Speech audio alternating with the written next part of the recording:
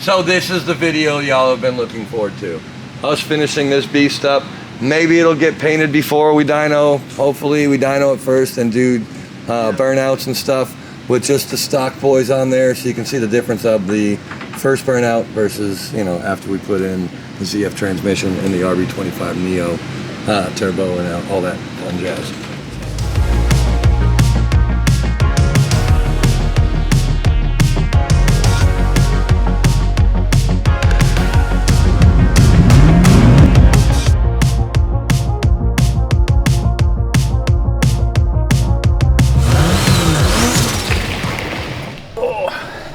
Dad noises. What's up, guys? So we've been reading a lot of the comments and stuff about what you guys want to see. Obviously want more updates on that guy back there. We've had a lot of stuff going on. We had Drift Week, we had the Pro-Am series, we had Clutch Kickers, and a bunch of other stuff that was filling in the blanks, and also a couple other projects that we had to get started on before we could leave for those events. Hyperfest. And Hyperfest too. So everything's been crazy, so now we're finally able to get back to the C4. This is season 2 of the C4 build. This was a 60-day build. Yeah, we found that that was in fact a lie. Well, we had 60 days worth of all the parts that we had available. And then after it was running, we did find some little stuff. One of the cam seals was leaking, so we ended up having to pull the front end of the motor apart. Can't really get the crank pulley out, so that was a fun, dodgy process. And now we're also addressing some suspension issues we had before. PC did not make us coilovers for it because there's just not enough demand for the C4 for them to do all the product development, so we found a company that did. Got our FDF kit, obviously it was in one of the previous videos. We installed it, everything looked good, but we didn't have our coilovers to actually fully test the kit, put wheels on it, check everything. So being in the R&D phase of this is a prototype kit, found that the heim joints, sorry, I had a brain fart. Heim joints, ball joints, they were binding up. So these bad Larrys right here were binding up on the heim joint itself. So it's basically like, as far as it can go like this, it was already like that, and it could have had more cast or more camber on it, which is a prototype kit. As you know, he didn't have the car there, so he built the kit based off of just the old control arms. So Josiah is actually going to take and bend those about 10 degrees higher up for us, so it unbinds the heim joint, which allows more movement in it, and then it also gives us a couple more degrees of camber, which will allow for bigger lips on our wheels, which is very exciting. And that's the other thing we had to address. So we got wheels that were originally designed for the width of the new wide body kit and everything like that, but did not take into account our angle kit. So our wheels were sticking out like 3 inches past the outside of our front fender well. So now we just sent those wheels out to get rebarreled so they'll actually fit and the car will be able to steer without, you know, destroying our beautiful body kit. So, but we have some really cool clips. Should probably cut to those. We did a lot of work you guys didn't get to see. So Joel, maybe roll that beautiful bean footage. We slow cook our beans with a special blend of herbs and spices. Still hasn't been painted, folks, if you haven't noticed. Wide body is off. It has the stock suspension in it right now because we are currently sourcing suspension components for it. That will work with our angle kit. But she's ultra quiet until you get on her. This is the first time she will ever be in the Garage Mahal. So I'm very excited about this part. Garage Mahal babies. Hello, my girl. Babies, meet the world. The world, the babies.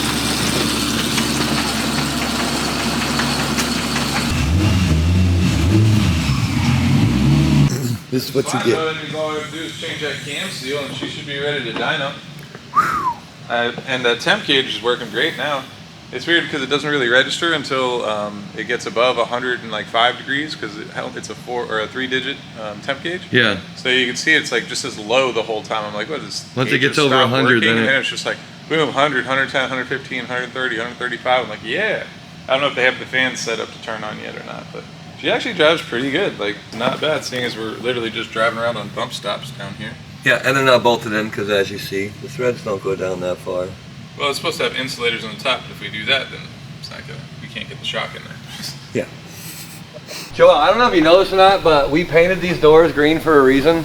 You can make this into a green screen, right? This is the right tone? Yeah. Can we see some clips of like the wheels and all the cool stuff that we did?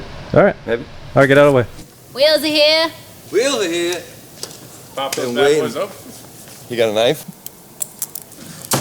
Oh, you keep it sharp. They fit both wheels in here? Well, there's 4 wheels show up. There's 4 of them. Oh, there's another This box. is what you want to see when you open up a box of wheels.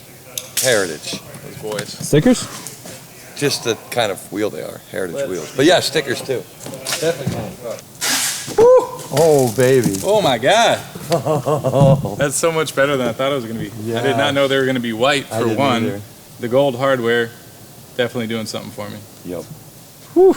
Wow. These are the fronts or the rears? Those look like the front. These got to be the fronts. I mean, they're still super wide, but they got to be the fronts. Look at those. Boy, howdy. Green table.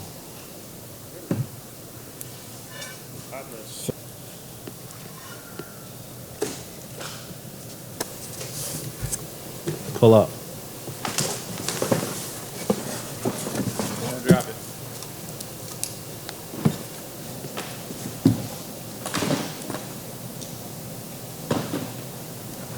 They're here, baby. These are officially the widest wheels I'll have ever had on a car. So what were these, all 12s? Yep, 12 and a half actually, right? I think the widest wheel I've ever had was a 10 and a half. So ironically, we got the C4 from Daytona. The model of these wheels is the Heritage Daytona. We talked about doing the stock wheels and converting them to 3-piece, but it was actually quicker to go this route. And ironically, Heritage has a face that is almost identical to the face of the C4 Corvette wheel. I feel like it's kind of inspired by it. But Bjork shared with us the specs that he has on his car. I think he has 13s in the rear, but I didn't want to do 13s because I knew that we'd have to put such a massive tire on that to not have a ridiculous stretch that the car would not really work as a drift car. So the idea with this is we can probably get away with like a 285 or 295 in the rear, which is already huge. And then the 10s in the front, those we should be able to get away with like a 255, and the car will have like a pretty equal stretch. It'll look good and it'll drive good too. We got these nice Van Steel coilovers. You can see they're beautiful, and they look even more beautiful with our FDF kit wrapped around them. Roll the clip. We got some parts in. So we found this company, Van Steel, and they make these sweet coilovers, bolt right up, use the factory top hat mounts. Got a little bit of an offset in them so that it doesn't interfere with our trailing arm setup, and it has these block adapters that help with the positioning of the rear coilover so it doesn't put all of the load on that aluminum knuckle. So we're gonna test fit these bad boys, try and get some ride height set, and then maybe one day we'll get all our parts back from paint and get that thing in the booth. So in the meantime, we're gonna get this together, get it on the dyno, probably whip some shitties, do some test runs, see how it goes, make sure we don't blow Maybe anything mount out of those the wheels dropper. up, you know, just Yeah, I'd love to mount those wheels up. Get to the wheel montage. wheel montage. Wheel montage.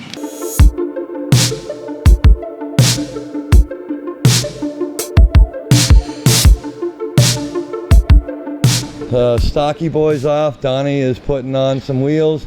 I'm gonna test the fitment. We already know that it's way off, but we're gonna check the rears as well to figure it out. We're gonna send them back and they're gonna send us the right size, but we're gonna get an idea on exactly the offset that we want for the car. They look really good. They look really good. They look even nicer when the car's the right color. Yes. The wheels currently, however, match the car. They're Yeah, really I mean, close. it still looks pretty sweet, honestly. Coke Money White.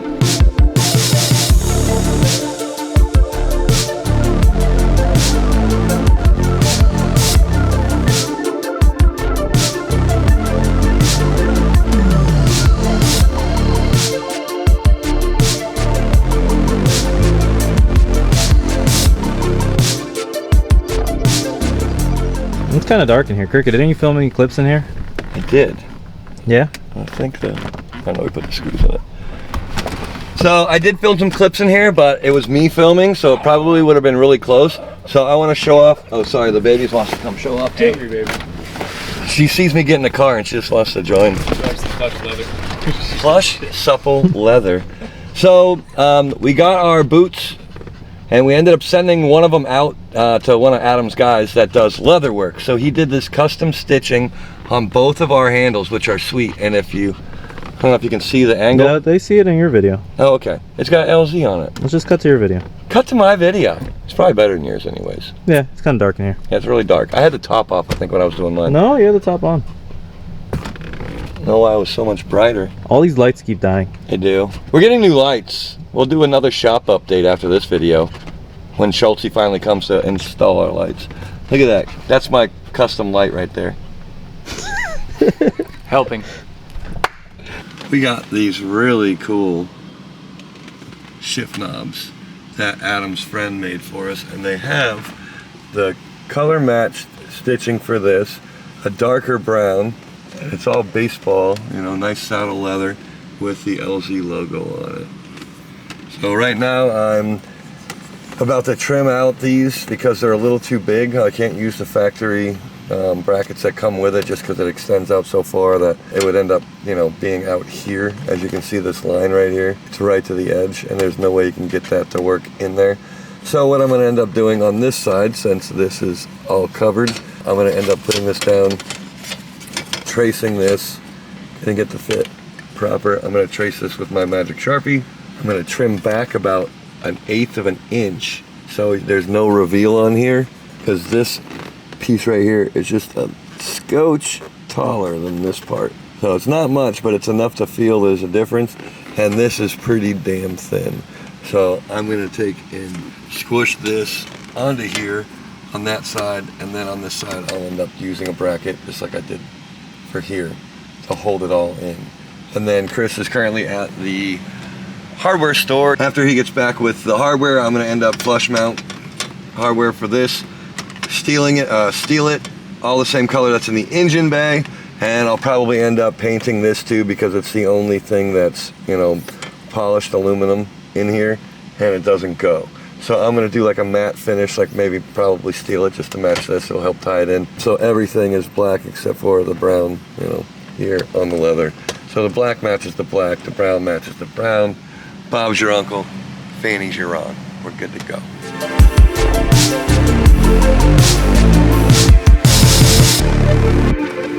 And we are ready for Chris to show up whenever he wants to. Without further ado, I painted all the hardware, painted the bracket, installed the boots, and we got these sweet shift knobs with the LZ logo etched into them. Let me know what you guys think. This is the first time I've ever put boots on any type of shifter before that wasn't like ones you can just order and bolt right down to the trans tunnel. New idea, turned out really cool. I love the stitching. Shout out to Adam's buddy that did this for us. I mean, it just flows with the whole car. It's beautiful. Okay, so this is basically everything that we've done in a nutshell on the car. Thank you guys for your questions and comments about it, wondering where it's been. We didn't mean for it to take so long to get you another video. We've just been stuck doing all these different events. We're working on an E92 as well while we were waiting for coilovers and other parts on this. Plus, the body kit, as you can see, is nowhere to be seen because our painter took it after Josh did all of the molding and everything to fit properly. The painter actually took it and sanded down everything, made it look amazing. And it's gonna get painted. So that had to get worked on first before everything else got done because the car obviously is in perfect condition. The body kit had some dings and nicks and stuff that you got to work out and sand out before you paint it because there's a lot of metallic in this paint that we're doing. I don't know if we've released the color. I ain't saying it either way. Everything. It shows everything. The color yeah. shows everything. If there's a little tiny hairline nick in your body kit, you will see it. Yeah. So he spent a lot of time, probably 40 hours just sanding and getting the body kit to look right.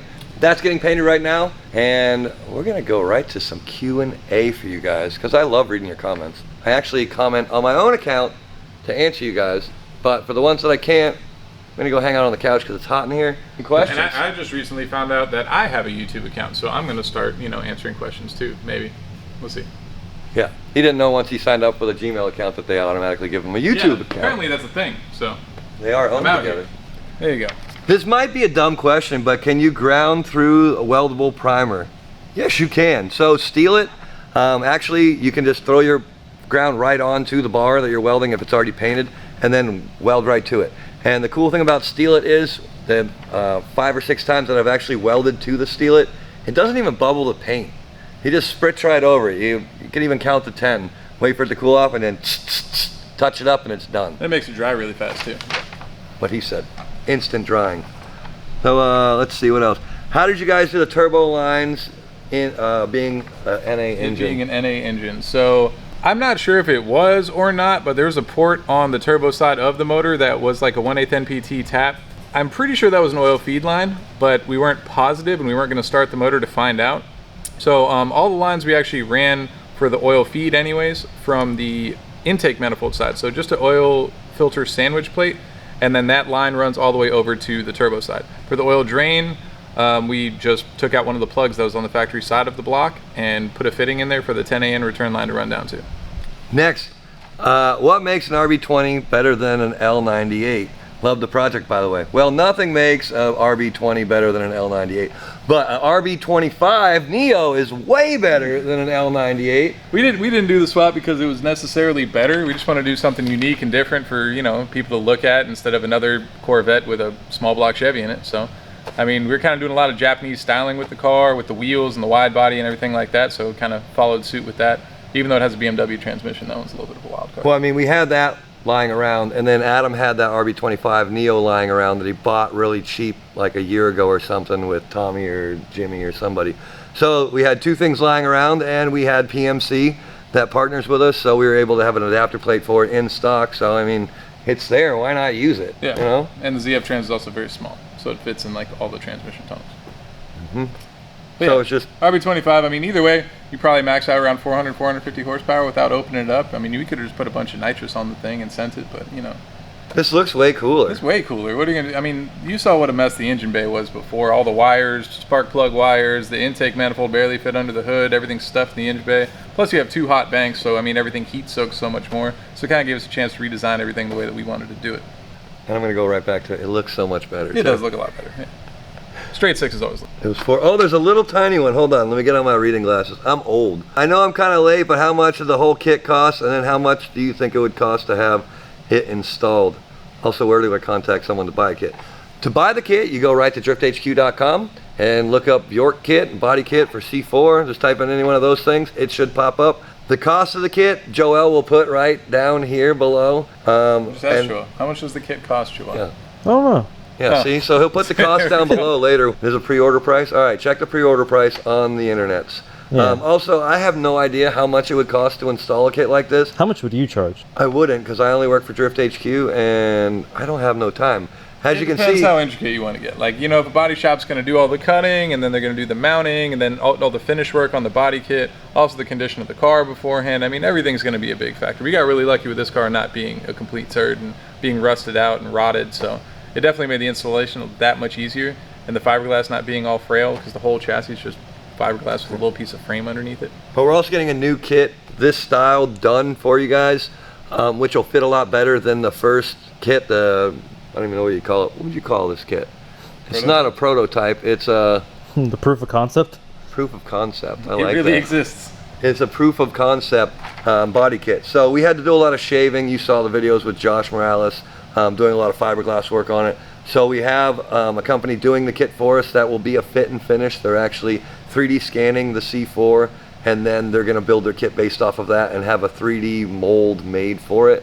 So it will fit really, really well. So it'll probably cost a lot less than it would have if you had to do as much work as we did to the body kit. So we're really looking forward to that coming out here soon. Stay tuned for that. Look on the website, check for updates. We will have a better kit installed, which will be a lot easier. So thank you guys so much for all of your comments, all of you guys watching the videos. If you could do us a favor, click it for Cricket. That little share button right there at the bottom. I like that. Click it for cricket. Click it for Cricket. It's catchy. Yeah, it's not bad. Like, comment, subscribe, Click it watch for it. Cricket. What to do. Yeah, let's get back to work. This couch is really comfy.